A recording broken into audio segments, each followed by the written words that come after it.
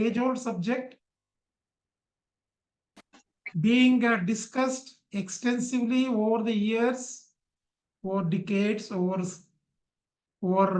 many thousands of years. The women are struggling for their rights, comforts, services, and etc. But the Indian society is a masculine or a patriarchal society. It holds on to its power, and it does not very easily wants to give up its hold on the women. Women are powerful, no doubt, but the male counterpart wants to hold on the power.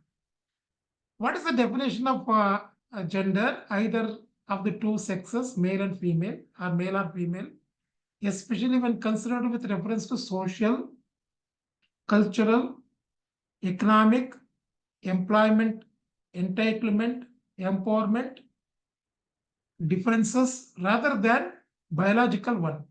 So whatever we are going to discuss during this 2.5 hour session, we are going to discuss only regarding much of medical facilities that are being provided by the center and the state governments. Apart from that, because I am a socially involved person, having done my post-graduation in preventive and social medicine, the implications of the social backwardness of the woman is a very interesting subject for me. So I dwell a few slides on the social empowerment or disempowerment, whatever it is. But gender means it always refers to female only, nothing else. Gender, we have forgotten the transgenders. Where do they fit in? I have no answer for this. I was just thinking before coming to this class, have we made any special treatment facilities from the government side for the transgenders? But unfortunately, the answer is no. Neither the transgenders, there is no awakening, they do not come forward to accept the services. Or transgenders are treated as part of male or female family, female members, whatever it is. But it is not correct. Probably we will have to interact with the government or the department or find a way for these transgenders. And when I will be very happy to recollect when the Khader sir was the health minister. He had a lot of interest to develop these transgenders, to provide services to these transgenders. I very well know about that Padma Akkasali or somebody like that name. So she was being brought and she was made to address us, to express their problems or their conditions, their living condition, other things. But I feel personally the transgenders will have to be given a special care in health department as well as the other departments also. So gender we have defined. So before we go further, we'll have to define the health also.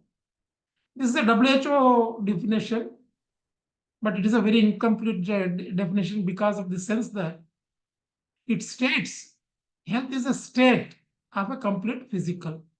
Health is never a state. Health is a dynamic issue. Today I am healthy, that's why I am coming and interacting with you people. Suppose I develop headache in the middle of the session, then I will probably take excuse and go away or go out. So health cannot be a state. Health is not like surmounting or mounting the Himalaya and taking rest there, or declaring that they have surmounted the Himalayas. You will have to surmount the Himalaya and sustain there also. So live there. So you will have to achieve health and sustain the health. Then only health can be accessed and health can be enjoyed. After that, spiritual and emotional health has also been included at the individual level. The WHO definition did not include the spiritual health. More so, as we advance, as we develop, we feel that spiritual and emotional health is also very important for a human being, for a family, and for a nation and for a society. But at the societal level, many other issues also need to be factored in, like social health, community health, family health, political health. You can define with any number of adjectives and the health fits there. Is gender relevant or irrelevant?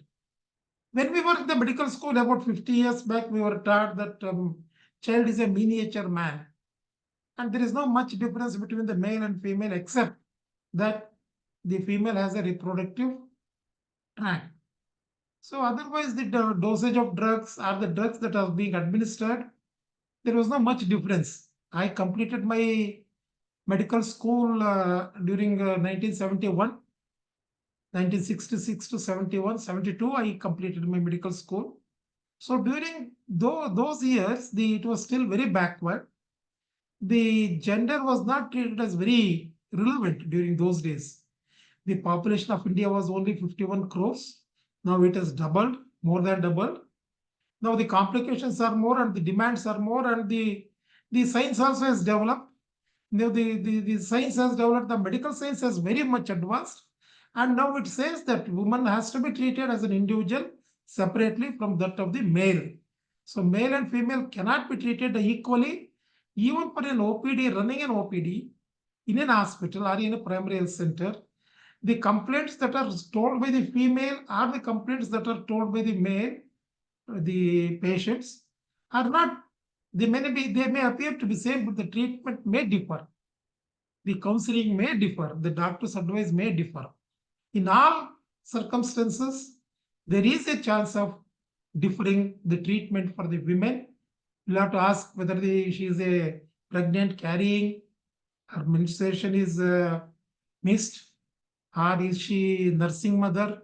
So in all these conditions, the treatment or the prescription of drugs or whatever are the advice, counseling, everything differs. It was not so earlier, about 50 or 30 or 40 years back. Now the medical science has developed, society has developed, education has improved. So these things we should remember before we understanding what is health and what is gender. Development. Yes, it is relevant. I am speaking about the previous slide. Yes, relevancy. Yes, it is relevant and very much relevant since the globe has shrunken and more civilized. Should we call ourselves as civilized? I just do not know, because I'm old timer and I have got my own opinion about this society, how we are progressing now, how we are bringing up our grandchildren. These all unanswered questions I have got in my own mind. I do not want to trouble my audience, the learned audience, with all my thoughts. But let me stick on to the my PPTs. Development is the agenda nowadays. Real development cannot happen excluding more than 50% of the population. See, women constitute the more than 50% of the population. See, we cannot think of development. We cannot think of economy, forgetting about the 50% of the, or more than 50% of the population. I did work in census, 1991 census. Then the women's work in the household, or as a homemaker, it was not treated as an economic contribution at all. Now they are trying to figure in the economic quantification of the or household work, or rearing the children, and all these things.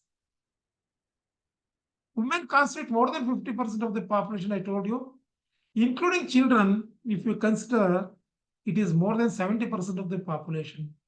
Unfortunately, for the past 75 years post-independence, we are not sensitive to the children's issue. We were never sensitive to the women's issue. So we just give them some benefits, and we call always women are, see, they don't demand much.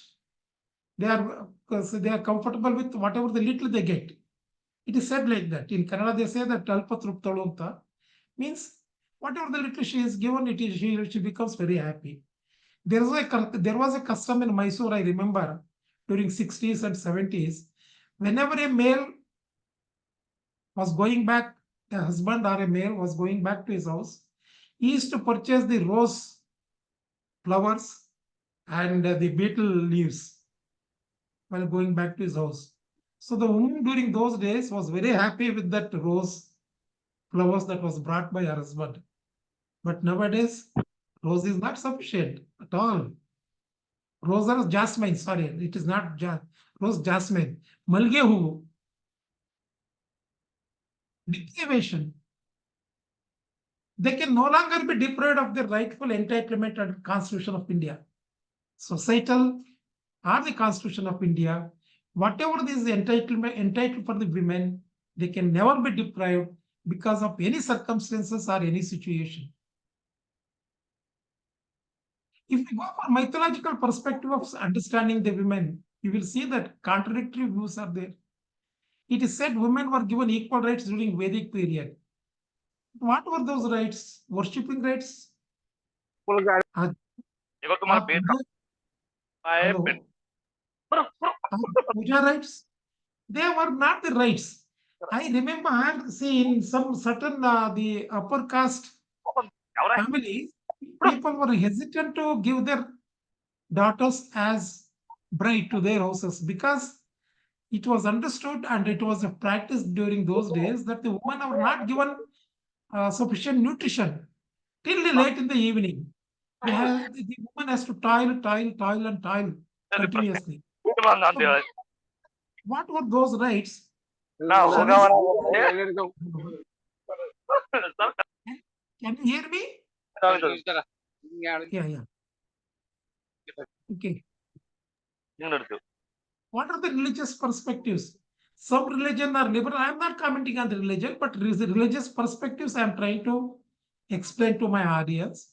Some are pro-liberal, some are very restrictive as far as women are concerned.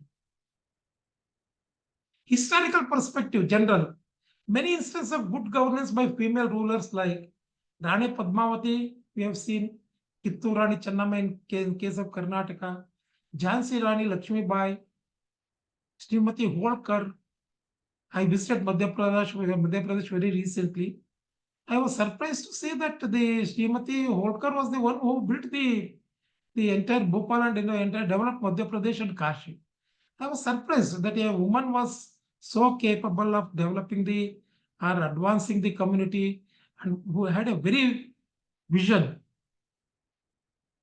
Cultural perspective, cultural and religion are very much interrelated. Religion has got greatest influence in the culture, no doubt. Culturally defined roles of women are like, these are stereotyped roles fixed for women. She is either a mother, wife, daughter, sister, and finished. So she had no right as such. She has to be under the care of her parents during her younger till she attains adult. When she becomes adult, she has to be taken care of by her husband. When she becomes old, she has to be under the care of her son. So these three stages of life was predetermined for the woman. So like that, a woman was deprived of her any requirement, and she was not taken as a active contributor in the family or the society. These were all during olden days. Political perspective is many good administrators among women, starting from Indira Gandhi in our own homegrown, in our own country. There was a very dynamic chief minister in Orissa by name Nandini Satpathy. And our neighbor Jayalalitha from Tamil Nadu, you very well know. She hailed from Mysore, and she was her father was a royal physician. Yashodarama Dasappa during Independence Day movement, Mufti Muhammad Saeed very recently Jammu and Kashmir, and firebrand Mamata Banerjee, and many others. Many other women have contributed very actively for the development of the society, either in political way or in societal way. Political representation and real devolution of powers and authority. Where is it actually? I counted only few fingers, that's all, only few members. I counted in my finger. But when we say that nearly 50% and more than 50% are women, what an amount of political representation they should have had. We have given reservation at GP level and ZP level, okay, but what about the state and the center? The assembly reservations and the central parliamentary reservations, they are telling that they have brought the constitutional amendment which is going to be implemented from next parliamentary election onwards, from 2028 onwards, after delimitation. So I request the women to wait very patiently for these things to happen. But even then, how many are allowed to work independently, tell me, without any manipulation by the spouse? We invariably see in India, from north to south and east to west, that their spouses run the show when the women are elected members. Whether it is a minister in the state, whether it is a minister, I do not comment on the central because I do not have any idea what is happening in central government or central administration. But I can confidently say that having worked in Jilla Panchayat, Gram Panchayat, and observed things, the husband of the elected person will invariably come and represent all the elected women for all official business and official transactions except signature. Probably some spouse might have signed there also, we just do not know. So that is the amount of domination over the women by the male population, by their spouses. So the real devolution does not carry any meaning at all because the woman is not allowed to think. As APJ Abdul Kalam was telling, the woman is not allowed to browse. Woman is not allowed to think and act. So that being the case, just making her as a dummy, is it enough? Is it sufficient? How many ages still more required for the male population to understand these things? I leave the question to the audience, learned audience. The woman, the elected body, plays as a second fiddle almost all the time. Are the Indian women really conditioned to play a second fiddle to the male counterpart? It's a question mark by me. Why don't they assert themselves? But again, the family comes in the way, the parents come in the way, the siblings come in the way, the offsprings come in the way. Always the Indian woman is a very example of a very tolerant woman. Shamya Dharitri, they say. So like this earth, she's very tolerant. So she will smile within herself. Whatever you want to do, you do it. I know when to control you or where to control you. I just do not know. But there are great many exceptions, social like tribal population. The real empowerment you can see among the tribal population. I worked with Tibetan population for nearly 14 years, from 1973 to 1987. The real empowerment was there among the Tibetan population. It was a very example, categorically a very good society to serve. And some of the teachers, in Bailkopa, it had a central school. Many postgraduate teachers were there. So I was requesting the contrast study should be made about the Indian women and the Tibetan women, how they are assertive. It is a matriarchal society, Tibetan population. So much so, even the tribal population in remote parts of these Siddhis and other people are in Kodagu, they are matriarchal only. The male has the male has only a second say. And literate women. Nowadays, literate women who are working in the IT/BT sector are the professional courses, professional field, service sector. They are all very assertive, but somewhere I feel that in spite of that, somewhere they yield for the sake of the children, for the sake of the family honor, something like that. The real empowerment are female literacy. I always say that the real empowerment is female literacy. If there is any one single solution for all our problems in the Indian society, the one answer, if anybody asks somebody whether they have got single answer, single word answer, single sentence answer for the ills of our society, the answer is yes and no. Because this development of society or the society is very complicated, we cannot have a single line answer for that. It is yes Female literacy is the answer. Female literacy, if you educate, you forget all other things. All developmental work. You just focus on female literacy.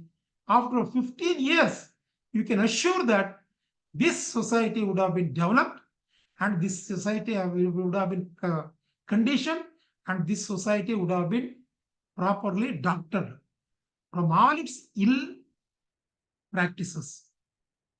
I always say female literacy is not the end to it. Female employment should also be there. Female employment should be there.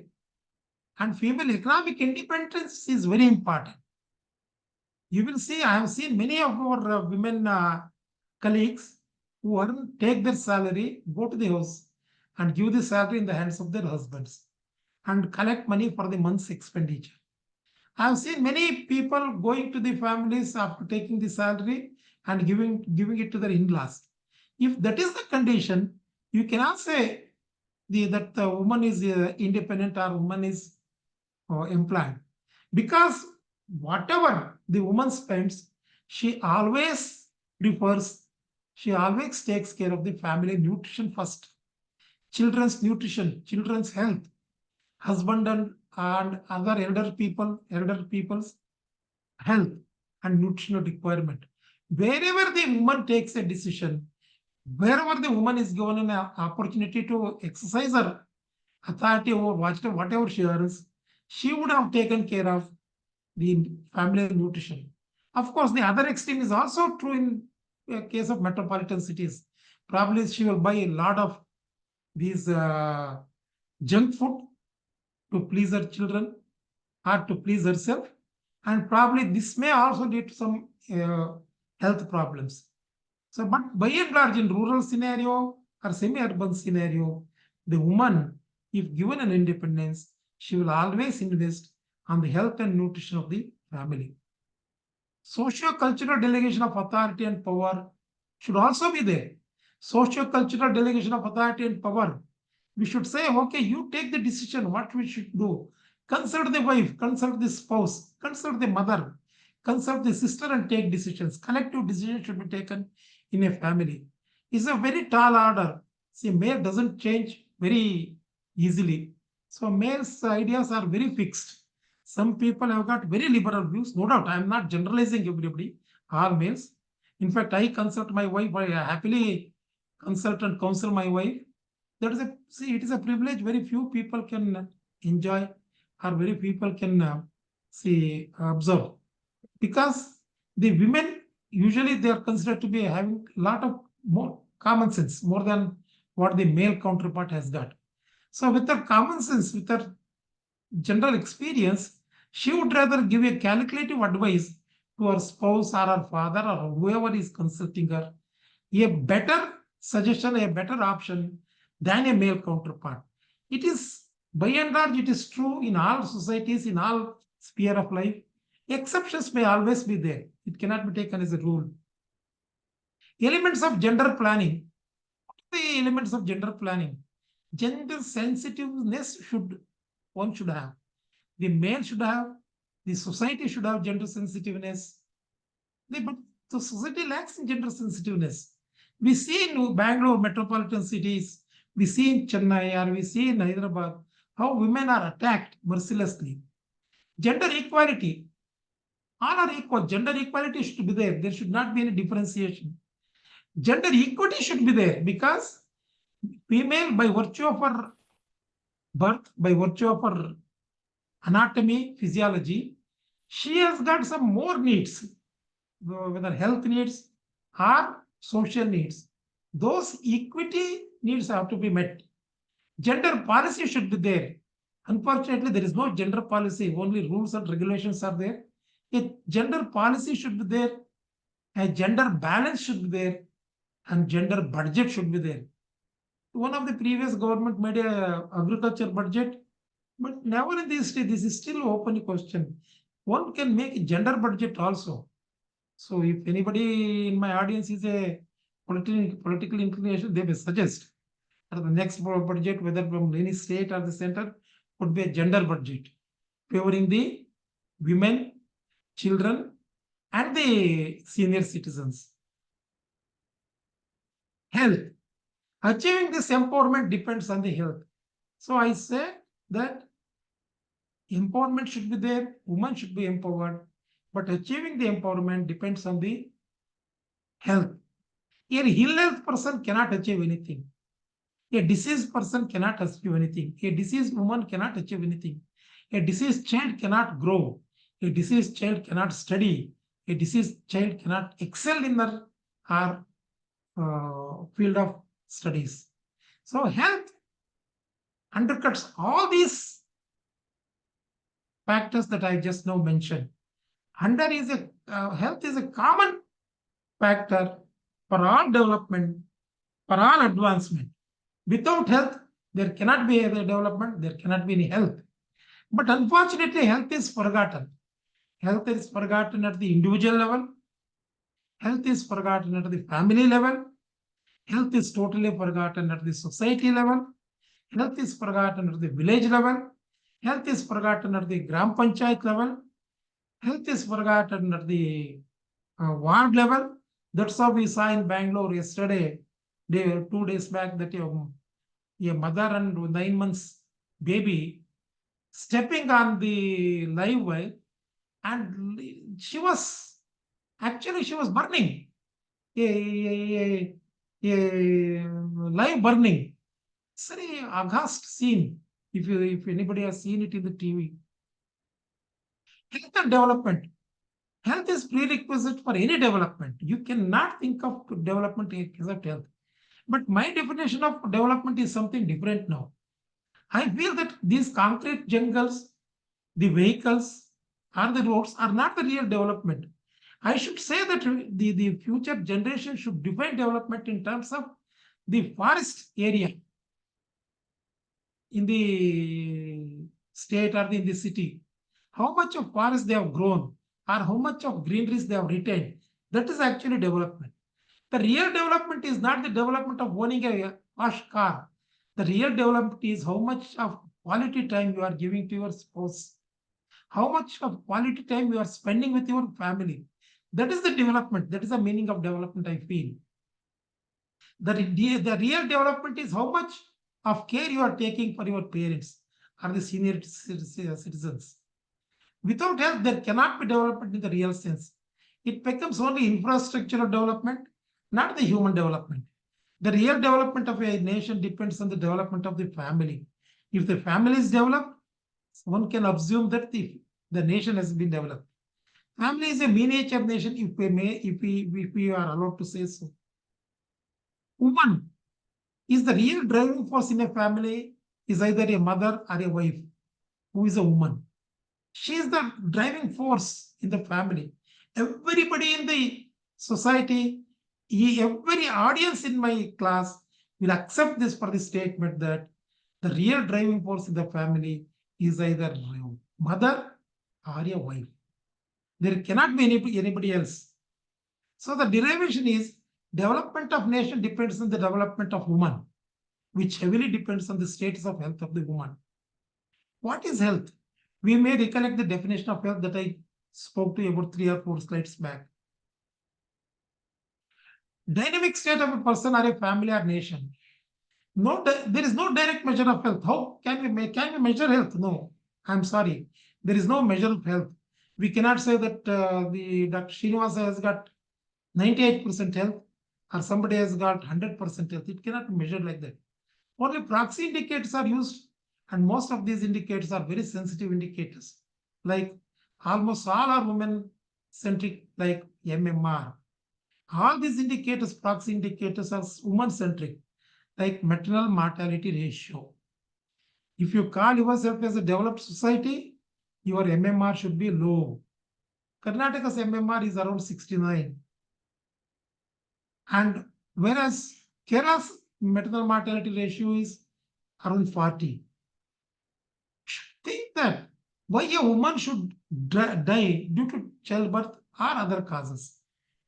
Child sex ratio. If the child sex ratio is favorable, then the society is developing. The woman is empowered and the male is really taking care of the family. Gender sex ratio. Each of these indicators can be split further, but it is not the object of this class. Health can be discussed. I will go back to the indicators again.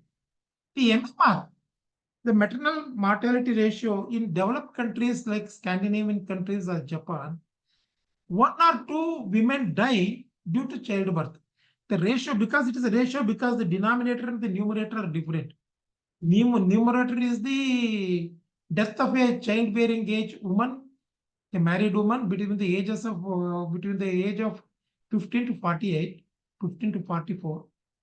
And the denominator is different. The denominator is number of births occurred in the live births occurred in that area, particular area. But 1 lakh live births it is measured. So maternal mortality ratio is because the numerator and the denominator is different. It is called as ratio, not as rate. IMR is another rate in the infant mortality rate, which is very sensitive indicator. It reflects the contribution of all the sectors in the government setup, including the private sector. IMR of Kerala, if any Kerala audience is there, I should congratulate Kerala, because the Kerala IMR has come down to 6. It is better than Japan, better than any Sweden or Scandinavian countries. IMR in case of Karnataka is 19. We are still lagging behind. The IMR of Tamil Nadu is 12. Andhra Pradesh is 2021. So the child sex ratio, the infant mortality rate is very sensitive indicator, because in most of the cases, the child who dies is a female child, girl child, due to negligence, due to not proper treatment being given, proper nutrition is being given to the girl child. The deprived child cannot sustain for longer period. It suffers from diseases and dies. Gender sex ratio. Each of these indicators can be split further, but health can be discussed on various subjects. Evolution of health, how health has evolved, health as a service, both government and private, health as a department, health as an employer, health as an indicator, also it can be described. Medical history of health, evolution of health. There was no organized medical care for women earlier. There was no organized medical care for anybody. Of course, Ayurveda was there, and Chinese medicine was there, Arabic medicine was there, but it was all captured by the nobility. The common man was not given these services. It was available only to the cities through male doctors, if at all. Women, being orthodox during those days, didn't access services from the male. In 1854, Madras Presidency started training of midwives. Till then, for childbirth and other thing, there was no assistance. Childbirth is a natural phenomena. In midwifery and in obstetrics and gynecology, they say that, the intervention should be avoided till such time that it is required. So wait and watch, because the body and the nature will take care of the childbirth. In 1885, Countess of Deferent Fund was established to build the hospitals for women. There was no separate hospital for women, and there was no lady doctor earlier, and there is no lady doctor even today available in the rural area, because there are many graduates, women graduating from the medical colleges, but unfortunately, they are not available for the services in the rural area or semi-rural area, where the women populations are more, or where the women population require their services. Most of the women doctors are concentrated in the urban areas. The exceptions are there, no doubt. Even in Karnataka also there are exceptions. Many youngsters are going to the field and surviving there and serving there. But the society has to accept the services of the young lady graduate, and promote her to stay there and serve there better by giving better services, better security, better accommodation, other things. In 1920, Indian Red Cross Society was started. Till then, there was no society. In 1921, Maternal and Child Welfare Bureau was started in Indian Red Cross. Till then, there was no program from the government side, whether for the woman or for the child. In 1936, Indian Research Fund in the Association or ICMR appointed MCW committee. Based on these findings, recommendations were made for ANC care, safe delivery, and appraisal of all maternal deaths. Till then, no ANC antenatal care were there, Women were not given in midwifery services. There was no safe delivery. The 48 was the birth rate during those days, and death rate was also around 48 or 49 per 1,000 live births. All these were done outside the government purview. In 1938, MCS services were brought under the government control. 1943-1946, Boers Committee recommended. I will speed up here because it is too much complicated for the audience probably. 1951 to 1956, first 5-year plan advocated family-based MCH services, and MCH sub-centers were started in rural area for every 10,000 population. 1960, most of the states developed MCH bureaus. 1969, FP was integrated with MCH, family planning. 1980 to 1986, sixth plan emphasis was on the fertility of mother's health, fertility and mother's health, the close relation between these things. 1985 to 1997 plan, child survival was emphasized as a basis for mother's health. So having said that, now I will venture upon maternal health. Activities planned and implemented. There are so many activities planned from the health sector for the welfare of the woman. Janani Suraksha Yojana, all these are central government programs. Janani Shishu Suraksha Karyakrama, Pradhana Mantri Matritva Surakshit Abhiyan, Laksha program, and IFA Matto and calcium supplementation tablet distribution. All these programs were designed for the women's nutrition, women's welfare. Janani Suraksha Yojana, it is paying 600 rupees per case in urban delivery, rupees 700 per case in rural delivery. Earlier in the Karnataka government, we were giving this Madilo kit of 1,400, 1,500 rupees worth of Madilo kit were being given for the women, for the BPL women, because women did not have even a bed sheet to sleep on, bed sheet to put her on herself post-delivery. That is the scenario of the poverty.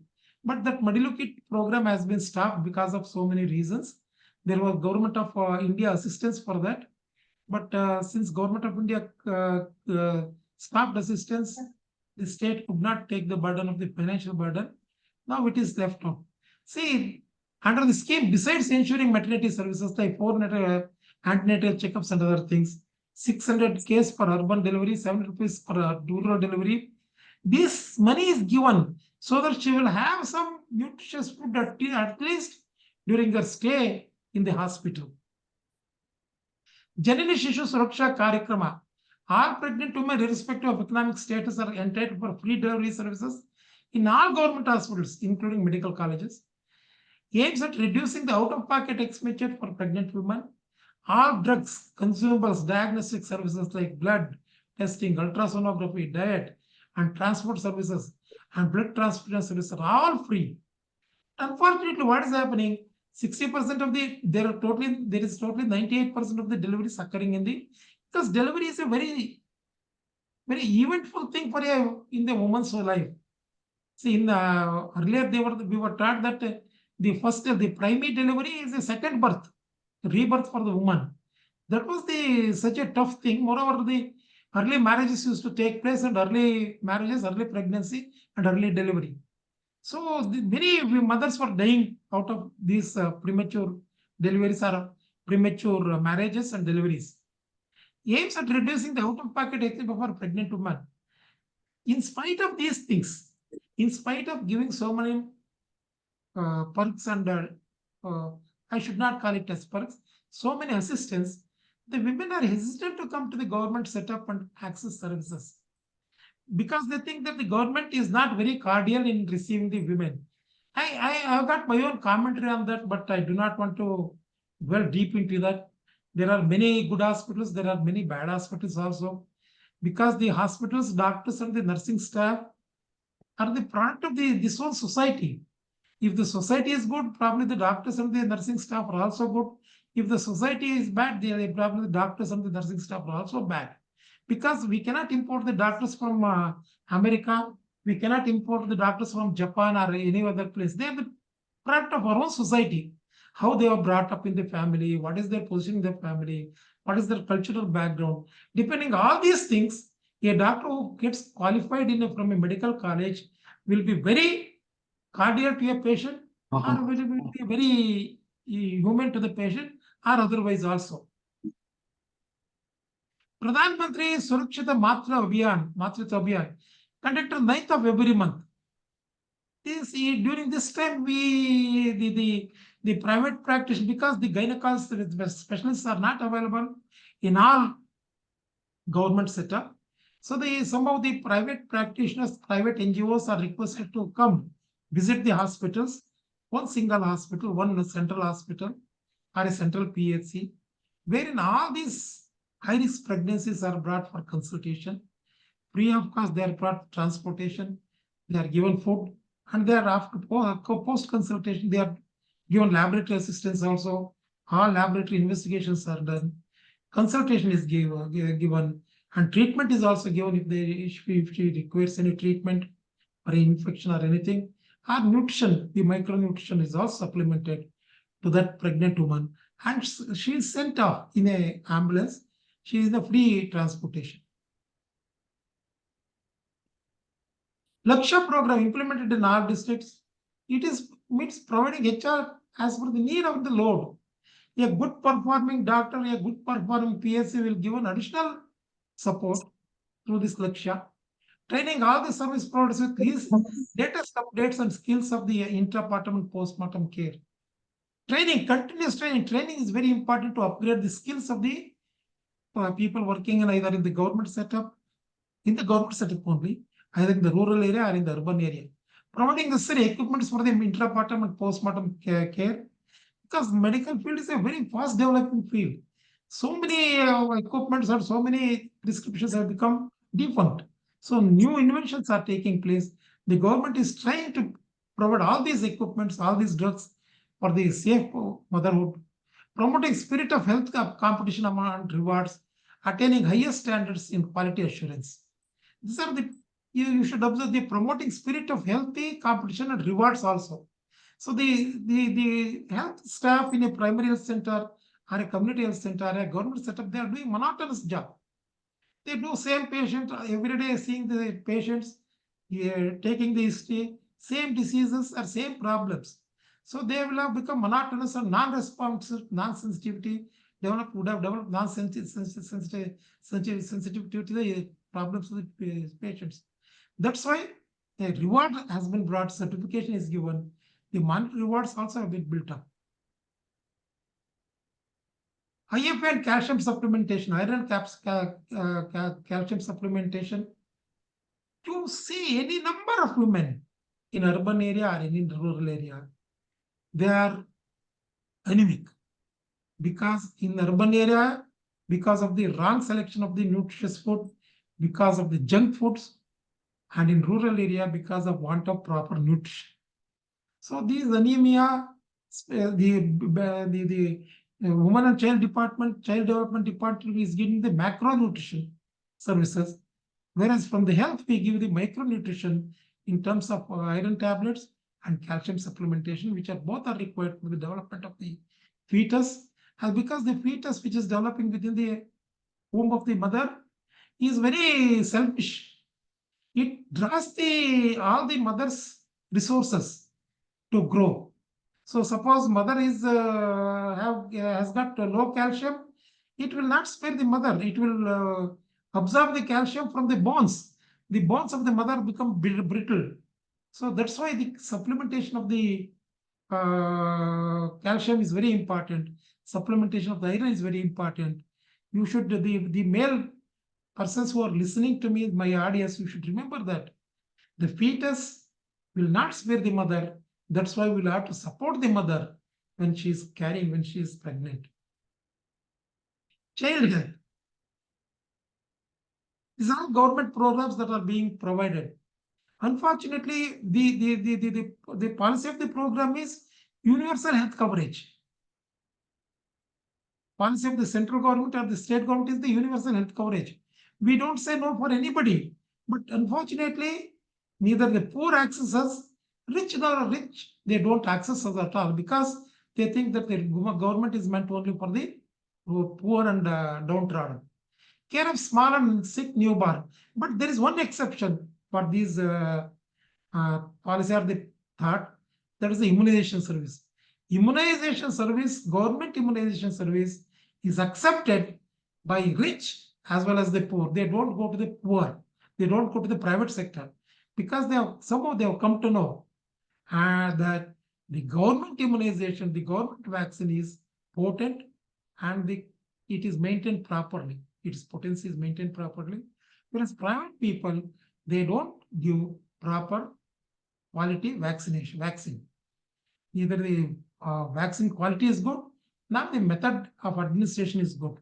When the people, the citizens of Karnataka, the people of Karnataka, 7.2 crores people of Karnataka have got so much of faith in immunization program of the government. Why don't they have faith in the other services of the government? We have got nearly 3,444 institutions serving the population. There are 2,999 primary health centers working in government of Karnataka. 356 urban health centers are there. 8,000 sub-centers are there. Out of the 8,000, 6,000 sub-centers have been converted into health and wellness centers by providing a trained staff nurse there with all the free drugs and free investigations. In spite of that, the acceptance of services and the accessibility by the access of services by the rural population is much deserved to be improved. Lot of deserve to be improved. Care of small and sick newborn. We will start from home-based newborn care.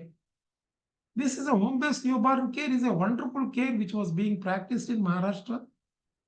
And as a team, we went to Maharashtra. We studied it. We introduced it. Wherein the Asha is trained. Asha is asked to give 4 visits if it is a rural delivery. Janani Shishu Suraksha Karakrama is there to reduce out-of-pocket expense of treatment. Facility-based newborn care, special newborn care units, 42 cares, newborn care units are there because some newborn who are born below 2.5 kg birth weight, they need extra assistance, extra support. That's why we have built 42 special newborn care. Newborn stabilization units, 165 are working in the entire state. Newborn care corner, 1,070 corners are working in the PHCs. And KMC wards and lactation clinics are 42. And child death review to understand the cause of death, if at all. In spite of these things, if the child dies, the death review is being conducted. In spite of that, our assistance, our care and support, if the mother dies, the mother death is reviewed, audited by the Deputy Commissioner, Chairman, being the DC is the chairman of that. Integrated management of the neonatal and childhood illness, IMC and IDCF. These are all the programs that are being implemented throughout the country with the liberal assistance of the center and the matching contribution by the states, whether it is Tamil Nadu state, whether it is Karnataka state, Maharashtra state, Andhra Pradesh, immaterial. All these services are available in the government setup in all the state government hospitals and primary health centers. But to compete these things, many corporate hospitals have come up. They book of course, there are people who can pay for the private services also. They make it very attractive. They say Cloud9. I cannot call myself Cloud9. I say basically I am a primary health center or a community health center doctor. So I give very valid and very responsive treatment. But whereas they give very polished treatment and people get attracted for that. But of course, much of the cleanliness and sanitation are yet to be improved in the government hospitals. But there are hospitals, many hospitals who have done a wonderful thing insofar as sanitation and hygiene is concerned. There are certain hospitals, there is scope for improvement, no doubt. Family planning. This used to be 20-point program. When as an youngster, I was participating in this program during Indira Gandhi's period, Sanjay Gandhi's period, in the emergency. A lot of atrocities were probably committed during those days. But nevertheless, I will not go into the details of that because it's a very sensitive issue and you're outside the purview of this class also. Say the limit of the family should be limited. The population of this country, when it was attained independence, it was only 33 crores. When I graduated from medical college from Mysore, it was the population of the state was 51 crores. Sorry, yes, population of the country was 51 crores. It was a question asked to me by the examiner. Can you tell me the population of the country because 91 census has just now taken place? What is the provisional figures? Fortunately, I had read the paper on that day. So it was given 51 crores. I told 51, okay, run to your room. So he was given pass in that examination. So sometimes luck also plays a role in the getting the promotion to the next class or next class. Yes. Temporary methods are there: condoms for males, oral contraceptive pills for women, combined oral contraceptives, Malayan, centochromon, Chaya, emergency contraceptive pills, easy pill for the woman. All these things are available in the government setup. See, when you want to, if somebody wants to access the government setup, first you talk to the ANM, auxiliary nurse midwife, or ASHA. ASHA or auxiliary nurse midwife or the PHC medical officer. They will be competent to give the information regarding all these services. No other person will be able to give this information. Injectable MPA is the new contraceptive which has come into the field. Permanent methods are that these are temporary methods. If you want to postpone the second pregnancy, the permanent methods are male sterilization, conventional vasectomy or no scalpel vasectomy, female sterilization, mini lap or PPPS, postpartum female sterilization, or laparoscopic sterilization is also available. These permanent methods are usually preferred by the rural folk, the rural women or rural men. The participation for the vasectomy is abysmally poor in the entire country. Even in Karnataka state, we conduct only 400 or 500 vasectomies for entire year. That to border security force people residing in airport road in Bangalore, they are compulsorily brought for male sterilization, no scalpel vasectomy. The general population, some of they are reluctant to undergo this surgery, though the female sterilization is a traumatic surgery, whereas male sterilization is very simple surgery. He can get it done as an OPD service, and he can go back to his work without any problem. But somehow the male thinks that his potency is threatened by NSV, which is not correct. And sometimes the women also do not allow the counterpart to go and undergo the vasectomy. In rural scape, in urban landscape, it is different story again. The women would have practiced one or the other temporary methods. Even the male does not probably the husband will not be aware of that probably.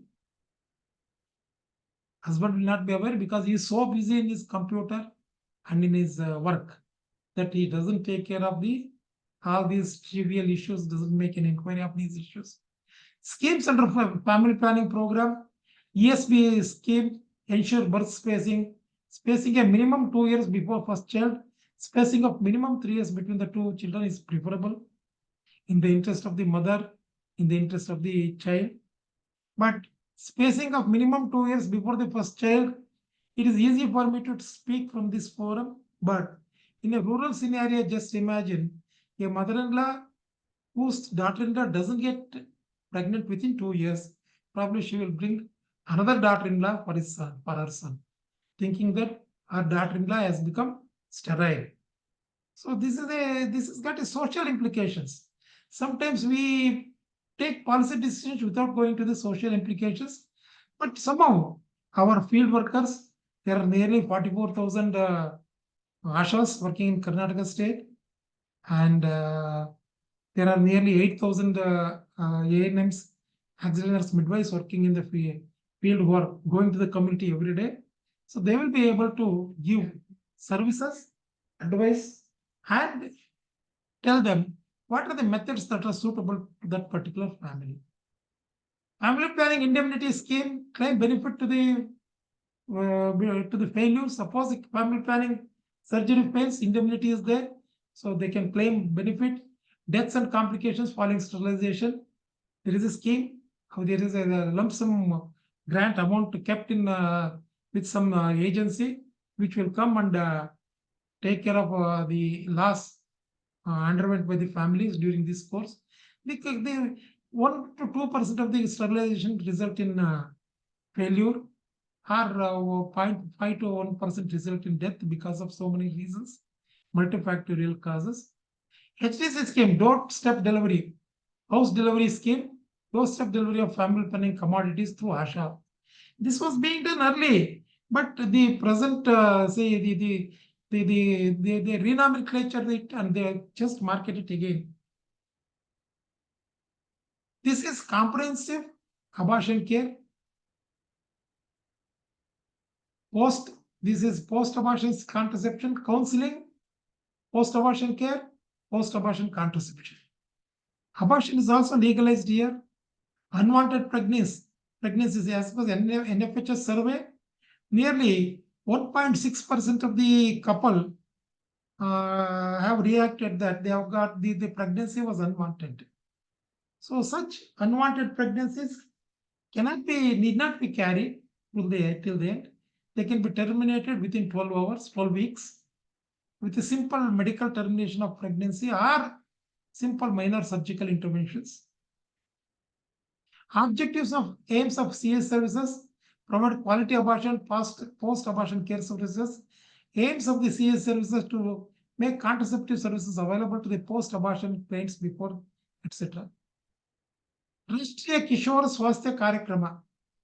Kishora means, Kishora means the adolescents. The adolescents are different. Kishore means within 12 years of age. Adolescent-friendly health clinics are there, established at all CSA. Yes, it is adolescents only, Kishore, till 18 years. And adolescent clinics are there established because of the anatomical changes, the girls need counseling. Because the families have become broken down. All these things were being taken up by the grandmothers who were staying in the families in the earlier times. Now the families have become nuclear, both in urban area and rural area. So there is no senior woman available in the house to counsel with the girl when she attains the menarche, adulthood. So again, the government has to interfere. I just do not know what business the government has to interfere in the bedroom of the couple. These programs are designed because feeling that instead of focusing on the joint families, which solves many problems, except the economic problem, financial problem, if at all. But we focus on all these things. These services are available there. I am speaking on behalf of the department. I cannot have my own opinion. Sorry, my apologies. Services are being provided from MO and personal counseling services through dedicated AH counselor, adolescent counselor. Community activity awareness, demand generation activities through adolescent health days and peer education programs. They are happening in the schools. In fact, many teachers are sitting in front of me. These are being done by you. Integrated service, inter and intra-department coordination and convergence at the state and the district level. Joint visit for the schools and Anganwadi centers. Active involvement of participation of NCDs, NOP, MNHP, NLED program. These are all health programs, different programs, disease control programs. Service under RKSK. Inventory services. IFA weekly iron folic acid as supplementation given to the growing child, the adolescent, whether female or male, more so focusing on female child. Free distribution tablets. National Deworming Day. See, Universal Deworming Day is done. Beneficiary all children aged 1 to 19 years. Shuchi program. The Shuchi program is budget program, menstrual hygiene scheme, which is being implemented in Karnataka. For the past so many decades, this program is running, but the program is not taken up very well. Some educated and literate girls come forward, otherwise they go back to the age-old method of the menstrual care, which is not correct because it is unhygienic care and using cloth is not advisable. Now cups have come, we were popularizing them. So we are distributing these sanitary napkins also. But we never thought of how to dispose these sanitary napkins. There is no program. Probably some schools have established incinerators. I have no idea. Rashtriya Bal Swasthya Karyakram RBSK.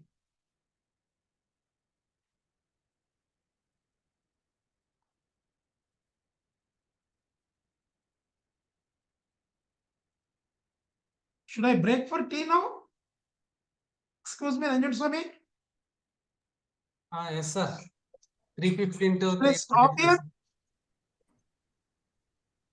So I think the audience or the learned audience need a coffee break.